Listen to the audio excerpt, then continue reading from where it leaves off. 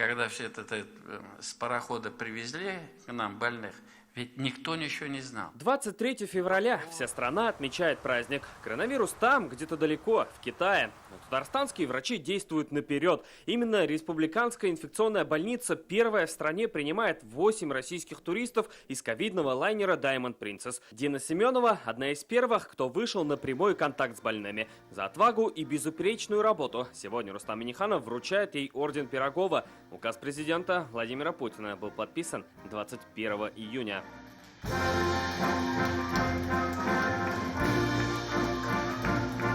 Видно, что Дина Семенова сегодня взволнована. Врачи не привыкли быть на публике. Вся их работа – это невидимый фронт. Такое ощущение, что это происходило не с нами. Мы ночью стояли, ждали пациентов.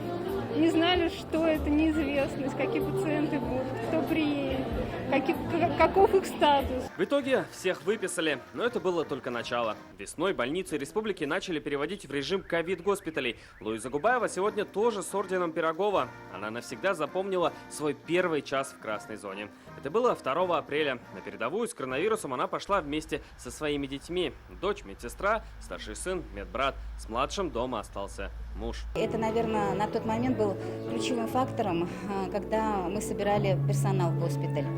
И многие говорили, что ой, ну если Луиз толкает на своих детей устроила, наверное, это не так страшно.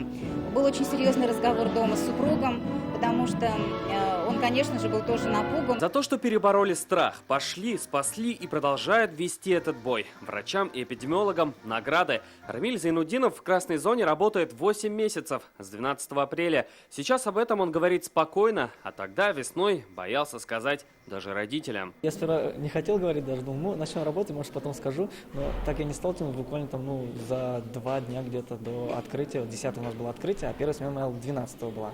Вот, я уже сказал, что все вот так, окончательно бесповоротно мы там. Так, в 28 лет Рамиль Зайнуддинов уже с наградой от президента страны. Благодарность от Владимира Путина. Вчерашний интерн оказался в одном ряду со своими учителями. В борьбе с ковид проявили себя все. С медиками одним фронтом против ковида боролись и эпидемиологи Роспотребнадзора. И сегодня Рустам Минниханов отмечает вклад каждого. Без всякого преувеличения могу сказать, что каждый житель республики искренне гордится и восхищается вашим профессиональным подвигом. Спасибо вам и тем людям. Но не все же здесь, не всех мы смогли пригласить. Вот за вами большие коллективы. Конечно же, просьба донести слова нашей благодарности. Пандемия, как 2020 год, никуда не уходит. Каждый день они продолжают лечить, спасать и бороться с ковидом. Награды — лишь небольшая остановка на передышку. И этот гимн звучит впервые и только для них.